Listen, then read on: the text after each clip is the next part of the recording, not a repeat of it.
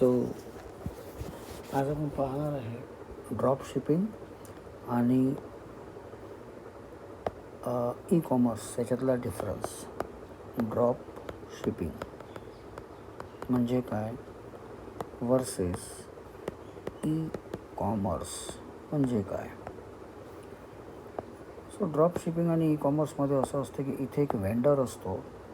Vendor मार्केटिंगवाल्याला product supply करतो. Vendor जवळ आहे प्रोडक्ट, जो मार्केटिंगवाल्याला सप्लाय करतो. मार्केटिंगवाला काय करतो, त्या प्रोडक्टला आपल्याजवळ ठेवत नाही, तो फक्त आपल्या ॲड्स रन करतो आणि फायनली जे काही आहे ते त्याचा कस्टमरकडे प्रोडक्ट डिलिव्हर करण्याचं कामसुद्धा वेंडरच करतो. ओके. सो कस्टमर ॲक्च्युली ते बाय करतो. पण याच्यामध्ये हा जो असतो मार्केटिंगवाला, त्याला ॲड रन केल्यामुळे त्याला काही एक अमाऊंट दिल्या जाते. So this is drop shipping. E कॉमर्समध्ये काय असतं, इथे एक मॅन्युफॅक्चरर असतो और होलसेलर म्हणून आपण तो असतो, ज्याच्याकडनं हा जो एक पर्सन आहे तो स्वतःची वेबसाईट बनवतो. तो वेबसाईट बनवतो म्हणजे हा काय करतो, प्रोडक्ट परचेस करतो, स्टॉक करतो, ॲड्स पण रन करतो. ओके.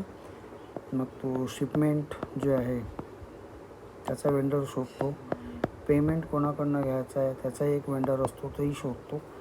आणि हे सगळं शोधल्यानंतर त्याला कस्टमरला ते पोचवतो.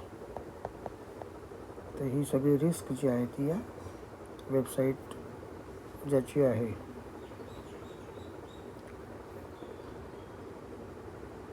किंवा हे सगळं मॅनेज करणारा जो आहे त्याची असते. हा याच्यातला डिफरन्स आहे. तसंच एक अजून आहे, ज्याला आपण म्हणतो फेसबुक, इंस्टाग्राम, मेसेंजर. ते एक्झॅक्टली काय आहे. सो फेसबुकमध्ये तुम्ही जर बघाल तर एक तुमचं असतं पर्सनल पेज आणि एक असतं बिझनेस पेज.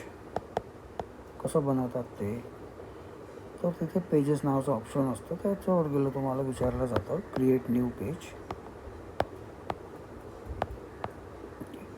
आणि ते क्रिएट न्यू पेज केल्यावर तुम्ही तुमचं पर्सनल पेज किंवा बिझनेस पेज बनवू शकता.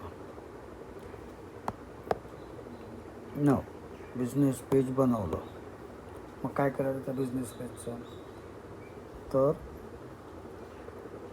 तिथे आपण बिझनेस रिलेटेड ॲड रन करू शकतो. आणि तेवढंच नाही, आता जर आपण याला असं थोडंसं ॲनॉलॉजी बघू, ॲनॉलॉजी वाईज जाऊ. ॲझ्युम करा ही आपल्याकडे एक मोठी सुटकेस आहे. ओके. या सुटकेसमध्ये जर या सुटकेसला मी ओपन केलं, त्या सुटकेसमध्ये मला दिसतात डायरीज आहेत काही. मी आता त्याला डायरी 1, डायरी 2, डायरी 3 आणि डायरी 4 असं म्हणतो. आणि ही आहे आपली सुटकेस. मी त्याला सुटकेसला सूट म्हणतो फक्त, आणि डायरीला मी म्हणतो this is suit and this is what account. आता हे बिझनेसच्या डायरीज आहे, त्याच्यामुळे मी त्याला स्पेसिफिकली म्हणेल बिझनेस अकाउंट.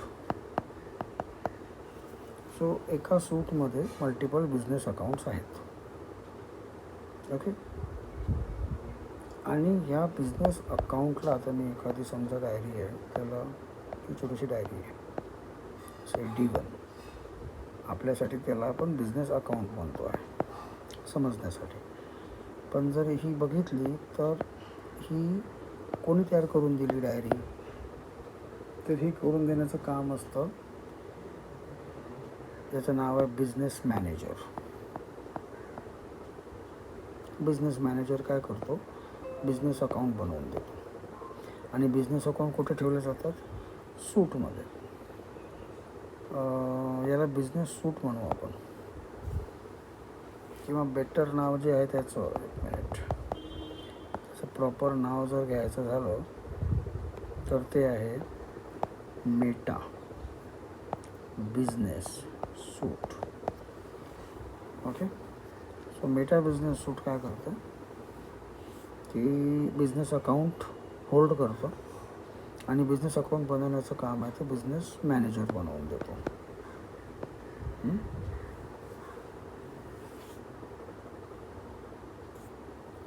आणि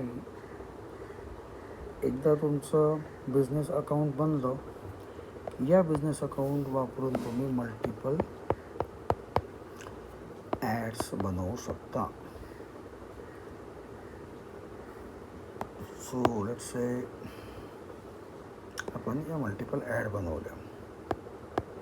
ॲड 1, ॲड 2, ॲड 3, ॲड 4. या ॲडला ग्रुपिंगसुद्धा करू शकतो आपण. सूट वापरून आपण काय काय करू शकतो, तर सूट जे आहे त्याच्यामध्ये सूटचं काम काय आहे की फेसबुक असो किंवा तुमचं ते फेसबुक मॅनेजर असतो किंवा इंस्टाग्राम असतो, या तीनही प्रोडक्ट्सला सेंट्रली तुम्ही मॅनेज करू शकता यूजिंग बिझनेस सूट, मेटा बिझनेस सूट. ठीक आहे. सो फेसबुक पर्सनल पेज तुम्ही पहिले बनवता. अल्टिमेटली तुमचं ते पर्सनल अकाउंट असतं. ॲक्च्युली फेसबुक तुम्हाला पर्सनल अकाउंट बनवून देतो. एकदा ते बनलं की त्याच्यानंतर मग तुम्ही समोर जाऊन पहिले सूट बनवा, सूटमध्ये अकाउंट बनवा. अकाउंटसाठी पहिले बिझनेस मॅनेजर यूज केला जातो. एकदा अकाउंट बनलं की मग तुम्ही त्याच्यामध्ये ॲड तयार करता येतं. तर हा असा फ्लो असतो. थँक्यू.